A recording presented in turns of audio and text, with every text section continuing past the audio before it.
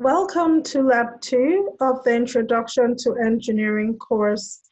And today we are going to be talking about ideating, and next week we'll talk about prototyping. But I put ideate and prototype together because they are both categorized under the explore category of the design thinking process that we started talking about last week. So just a reminder of the design thinking process here. You see the design thinking process being depicted as a non-linear process, so allowing for lots of flexibility, moving from different stages to the other as needed by you, the design thinker or the designer. Last week we talked about empathizing, so we looked at the empathize phase and the define phase of the design thinking process. Today, we will focus on the ideate phase, and like I mentioned, next week we'll talk about the prototype stage. So what is ideate? What does it mean to ideate? Well, as the name would imply, ideate means coming up with ideas, multiple ideas. And so that is what the focus for Lab 2 will be, coming up with multiple ideas. Let's look at the ideate stage of the design thinking proper, what it entails. So like I mentioned earlier on, the ideate stage of the design thinking process is the third stage of that process, following on from the define stage where you would have identified the problem. From empathizing with the user, you identify what the user's main or core problems are, and then you now start ideating solutions to that problem. The ideate stage is all about idea generation, which entails creativity. So we're asking you to put on your creativity hat for Lab 2 because you'll be required to be creative in your idea solution. It entails innovation, thinking out of the box, and we're going to look at a few strategies that will help you to innovate and also to be creative. The ideate stage, what we'd like to see during the ideate stage of the design thinking process is the generation of multiple solutions. So we're not limiting ourselves necessarily to solutions, although in your task that I would give you, I would just ask for about 2 or 3 solutions generated because of the time that we have. And then brainstorming is a strategy or a technique that is used for ideating. There are different types of techniques that help with ideating. However, we'll be focusing on brainstorming. We have different techniques like co-creation workshops. We have body storming, brain draining or brain dumping, brain writing, lots of different interesting techniques for ideating, but we will focus on brainstorming, which I think is a very valid and commonly used strategy or technique for ideating. And the intent at the end of the ideation process is that you have multiple solutions that you can select from and move on to the prototyping stage to actually prototype those solutions. So what helps with brainstorming? First, we start with a problem statement, and you'll see in the tasks that I would give you during this video, you would see that I would have clear problem statements for you to practice with. The tasks that are presented in this video are practice tasks to get you ready for your main Lab 2 assignment. So you'll have a clear problem statement, and some of the problem statements would come with clear verbs like improve. For example, the Samsung Galaxy phone that had issues with the batteries, when the engineers would have gathered together to look at ways to solve that problem with the battery blowing up in people's faces, they would have come up with a verb like improve. So their aim during their brainstorming session would be to improve the a battery of that particular Samsung Galaxy model. Another example of how intentional verbs are used in problem statements would be to mitigate, meaning to prevent. So for example, we want to mitigate the spread of COVID-19. So what solutions do we come up with? Face masks, social distancing. Those are solutions to mitigate. So the focus there during the problem, the brainstorming session for COVID-19 was mitigate. Scientists and engineers would have gathered together to brainstorm on how to mitigate the spread of COVID-19, and face mask would have been a solution that they came up with. We can also use verbs like remediate. So after it's already occurred, how can we remediate the problem? And again, would be focusing on solutions that can actually remediate the problem. For example, the BP oil spill that happened a couple of years ago, that would be a remediation solution. We want to clean up the oil spill that has already occurred. So what sort of solutions can we come up with? So I would ask you during your brainstorming session or ideating session to focus on the verb in that problem statement so that we come up with solutions that are actually solving the real problem. Next, please set no constraints.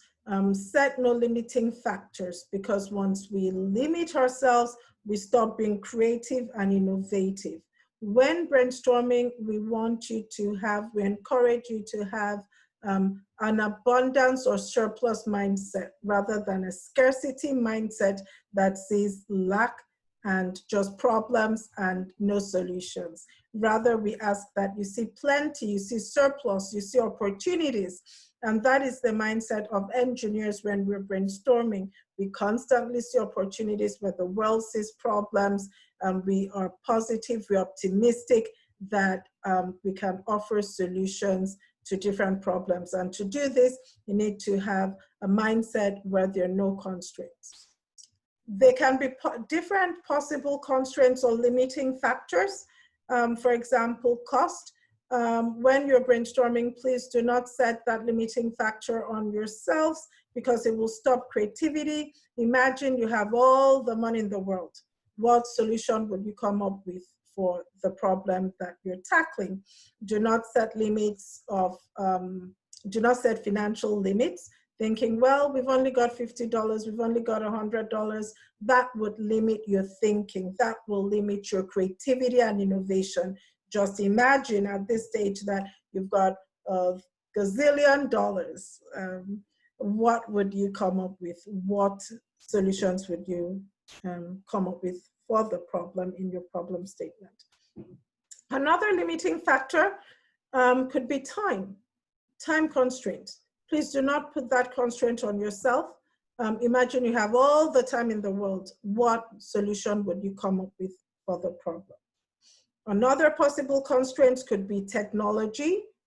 For example, you might think, oh, well, we do not have teleportation technology yet, so I'm not going to come up with a solution for teleportation. Imagine you have all the technology that you want right now. What solution would you come up with? So technologies that we watched when I was a kid, watched in Star Trek and Star Wars. Who thought that those technologies would become a reality? But they are a reality. And so it is important that you do not put any technology constraints on yourself, that you imagine that the technologies that you think would solve the problems or exist, or at least are within reach to you and your team. Do not set the constraints of human capital. Thinking on your team, you're not knowledgeable enough, or you do not have the right human capital or persons or personnel to help solve the problem. Imagine you have all the right and best people to solve that problem on your team. What solutions would you come up with? And finally, I would say, please do not put the constraint of fear or self-doubt on yourself. That is the worst possible constraint. Fear and self-doubt. It will paralyze creativity, it will paralyze innovation.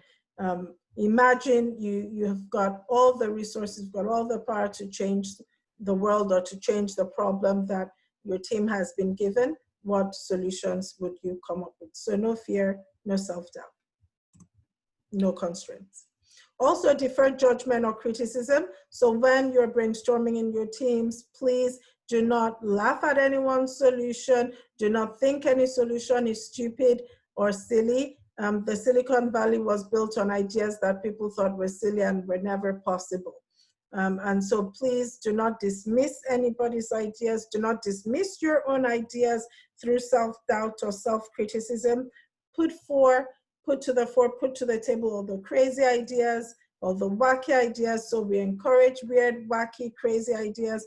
Put all of them to the fore, and they're all up for discussion because it's sometimes those crazy, wacky ideas that actually are disruptive technologies. So generate multiple solutions during brainstorming or ideating. We want there to be multiple solutions. So that's also the intent. Well-meaning companies usually have a brainstorming time, and their engineers and scientists brainstorm and come up with multiple solutions of different ideas. And then also build off of each other's ideas during brainstorming sessions, and then that helps you to actually come up with good, plausible, viable solutions. Be visual. So I would ask that in your brainstorming sessions, your visual, you could use different colors of pens, do sketches. That really helps with creativity, to stimulate creativity. And stay focused on the topic. If you're dealing with the battery of Samsung Galaxy S7, then focus on that. Don't go veering off to the battery of Samsung Galaxy S9, okay? Different design than the Galaxy S7 battery. So please stay focused on the topic, stay focused on the verb in your problem statement. So I'm going to talk to you shortly about your class activity or your team activity.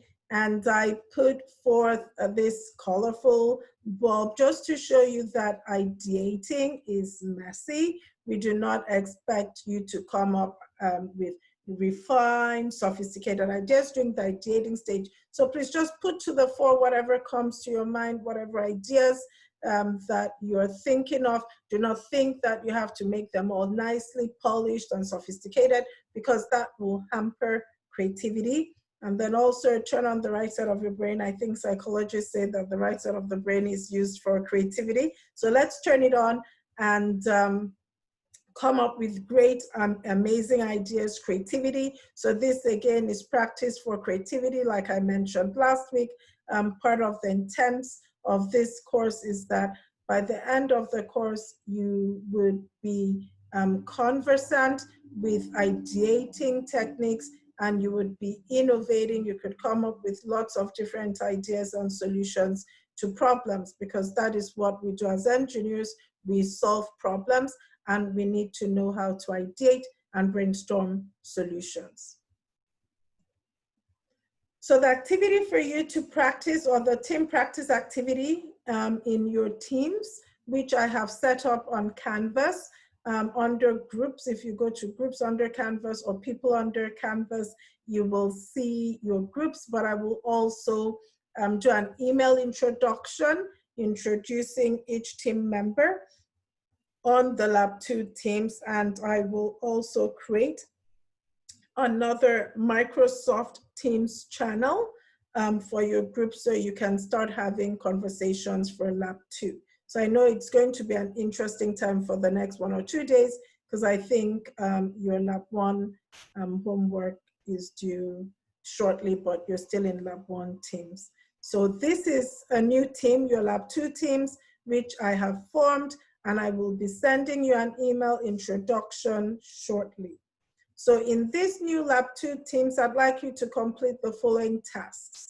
1, each of you will individually brainstorm on 3 solutions to the problem assigned to your teams. I put in breakout rooms if you guys want to work in little bubbles or breakout rooms.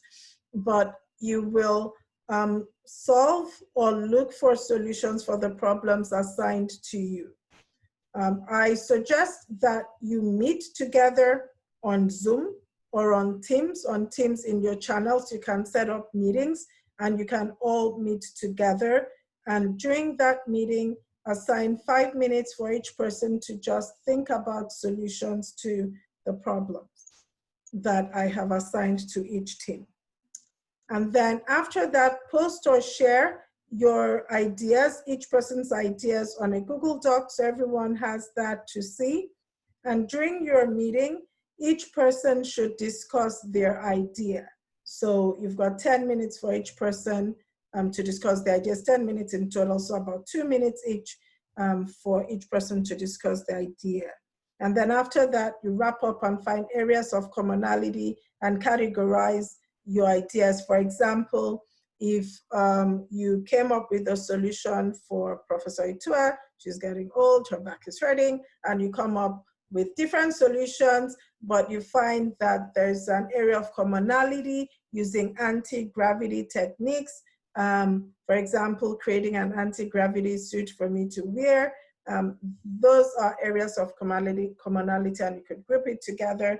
Or if it was a shoe, then that is an area of commonality. And then you group it together, so at least you have your common solutions that you can then present.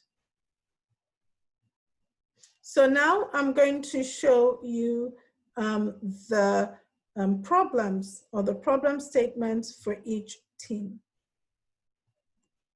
So team 1, your problem is the water pollution in Flint, Michigan.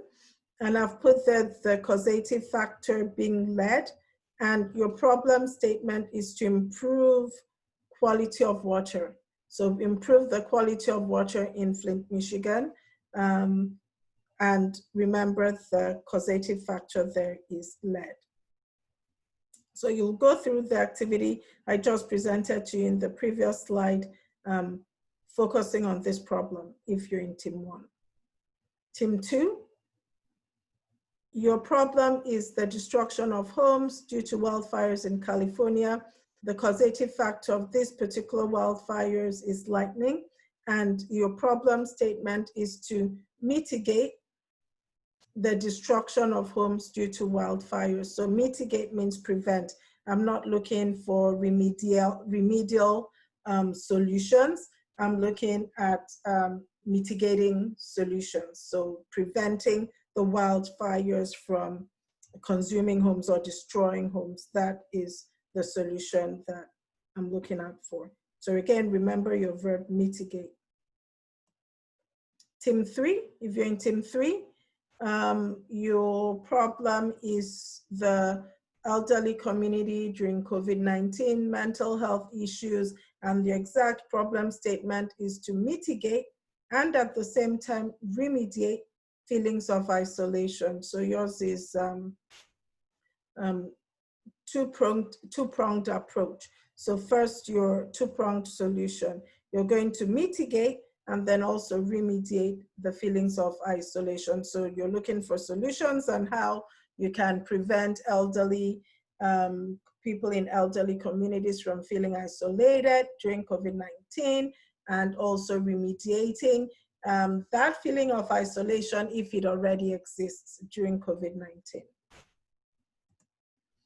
Team 4, your problem is power outage in California, and the causative factor is heat and wildfires, and your problem statement is remediate and mitigate. So again, you're preventing and you're also looking for remedial solutions to this particular problem of power outage. So again, just a reminder of your team activity. You time yourself 20 minutes, meet on Microsoft Teams. Your channels will be set up later on today. Please make sure that you meet on Microsoft Teams at the time you would have agreed to meet together. If you do not want to meet on Microsoft Teams and you set up another platform, Zoom or whatever other platform, that is fine. But I think Microsoft Teams is a good platform to meet, and you can document your chats, etc., and it's free. So Another reminder of your activity: in your Lab 2 teams, meet together, ideate solutions, brainstorm solutions to the problem I have assigned. Do that individually first, 3 solutions per person. Post all the solutions each person has thought of on a Google Docs.